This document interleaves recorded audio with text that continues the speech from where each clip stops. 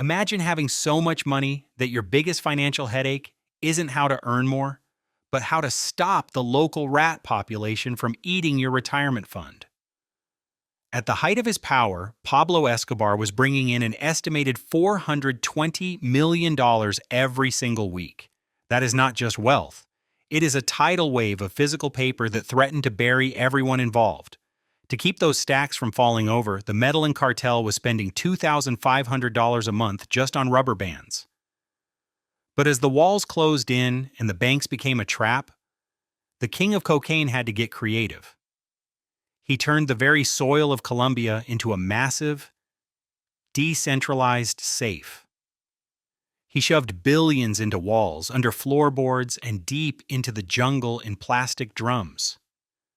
For decades, these hidden vaults, or caletas, have been the stuff of urban legend. People whispered about farmers hitting plastic with their shovels and overnight millionaires disappearing into the night.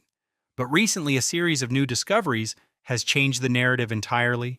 It turns out that while some of that fortune is still out there, the newest vaults being opened aren't filled with gold, but with something far more complicated. The hunt for Escobar's missing billions has shifted from a treasure hunt into a race against rot, betrayal, and a government determined to turn his dark legacy into something productive. The caletas, turning a country into a safe. By the late 1980s, Escobar was ranked as one of the richest men on the planet, with a net worth estimated between $25 and $30 billion. However, this wealth existed almost entirely in small, used United States banknotes. This created a physical crisis. You couldn't just walk into a bank with 10 duffel bags of $20 bills without triggering every alarm in the building. As governments began tightening rules on wire transfers and shell companies, Escobar made a radical choice. He abandoned the global banking system and created the system of caletas. A caleta is a hidden stash, and for the cartel, anything could be a vault. In the city of Medellin, entire apartment buildings were modified during construction. Secret rooms were built behind false walls that were so well plastered that even a police officer standing 3 feet away would see nothing but a normal living room. They poured fresh concrete over bundles of cash laid under the floor, effectively turning the foundations of houses into heavy, solid safes. In the rural areas, the strategy was even more direct. Cartel crews bought thousands of 5-gallon plastic barrels, stuffed them with vacuum-sealed cash, and buried them in banana fields or deep jungle clearings. But there was a catch that no one expected: paper money rots. Each year, the cartel had to write off roughly 10% of its stored wealth, about $2 billion, simply because rats ate the bills or humidity turned the cash into a mushy green mold. The death race: who got there first? The moment the news broke on December 2, 1993, that Pablo Escobar had been killed on a Medellin rooftop, a silent starter pistol went off. It was the beginning of the most desperate race in South American history. While the public watched the footage of the fallen king, a shadow war was erupting in the background. Police units, rival cartel members, and former associates all scrambled toward known safe houses and ranches. Everyone knew the maps were mostly kept in Pablo's head, or the heads of a few trusted lieutenants who were now either dead or running for their lives.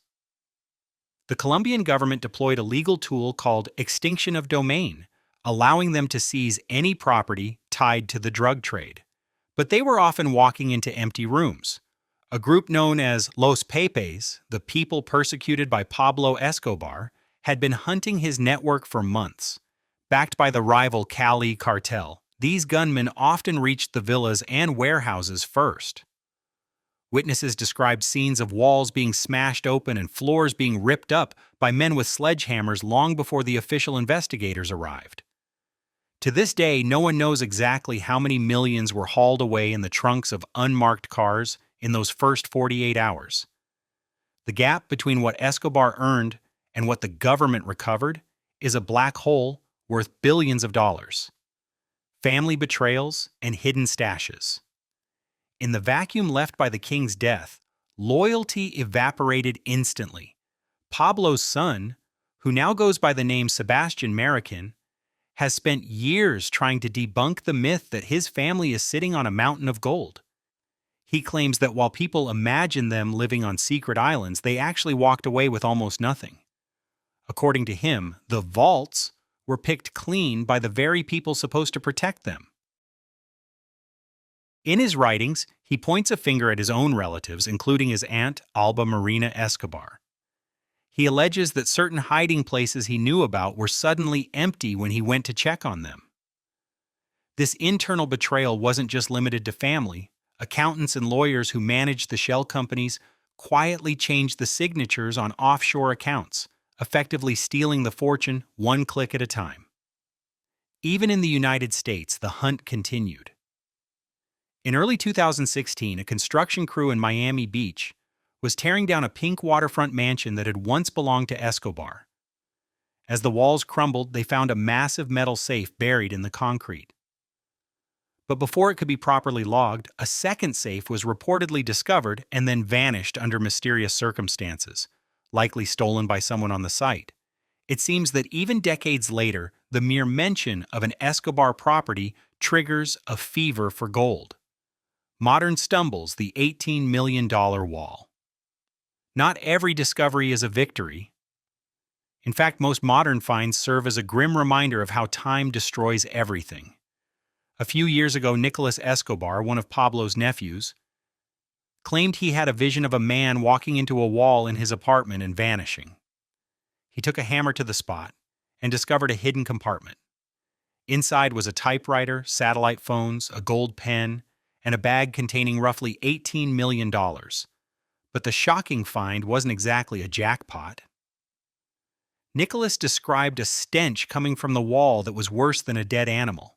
The money had been sitting in the damp, dark space for nearly 30 years. Most of the bills were so badly decomposed, stuck together by mold and chewed by insects, that they were completely unusable. This is the reality for most treasure hunters today. The viral stories you see online, like the one about a farmer named Jose Mariana Cartolo finding $600 million in blue barrels, are often exaggerated or completely fabricated. When experts looked at the photos from that story, they noticed the bills were a design printed years after Escobar had died. While the idea of a humble farmer becoming a billionaire overnight makes for a great headline, the truth is usually much smellier and far less profitable. High-tech hunting. The CIA and radar. As the trail went cold, the hunt moved from shovels to science. In 2017, former intelligence officers and geophysics teams began using ground-penetrating radar to search for what the human eye couldn't see. These machines send electromagnetic pulses into the Earth, mapping out anomalies like metal drums or hollow spaces. They focused on places like El Oro, an area known to be part of Escobar's old escape routes. The radar would ping, the heart rates would rise, and the team would spend hours digging through thick jungle mud. One particular search led them to a large metal object buried deep in the soil, exactly the size and shape of a cartel cash barrel. But when they finally pried the lid open, they found nothing but dirt and air. It was a haunting realization. Someone had been there first. The treasure wasn't lost, it had been moved.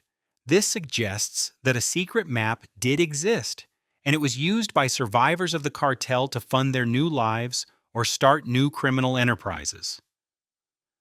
The radar doesn't just find money, it finds the ghosts of where money used to be, proving that the cartel's accounting was far more efficient than the public realized. The 2025 Living Vault. The most significant discovery didn't involve a map or a shovel. It was a shift in how Colombia handles Escobar's ghost. In October 2025, President Gustavo Petro announced that 120 hectares of the infamous Hacienda Nápoles Ranch would be handed over to female farmers who were victims of the cartel wars. For decades, this land was a symbol of criminal excess, filled with private bull rings and exotic animals. Now it is being treated as a living vault, turning soil that once hid blood money into land that grows food. This land restitution is a historic victory, yet the damage persists in a bizarre, physical way. The hippos Escobar imported have exploded into a massive invasive population, wreaking havoc on the local ecosystem. The government is now forced to spend millions of dollars to control these cocaine hippos, proving that even when the cash is gone, the consequences of Escobar's fortune continue to drain the nation's resources. The curse of the gold. The legend of the hidden vaults is a testament to the fact that you can't truly own $30 billion, at least not in any way that lasts. While treasure hunters still dream of finding a forgotten barrel in the jungle, the reality is that the money has either rotted into a useless, stinking pulp or was stolen long ago by those Escobar trusted most. The massive gap between his estimated earnings and the recovered assets remains a mystery. But his true inheritance is far darker. Crime syndicates like the Office of Envigado, born from his cartel's enforcement arm, still operate today, showing that his most enduring wealth was a system of corruption and fear. The newest discoveries aren't making anyone rich.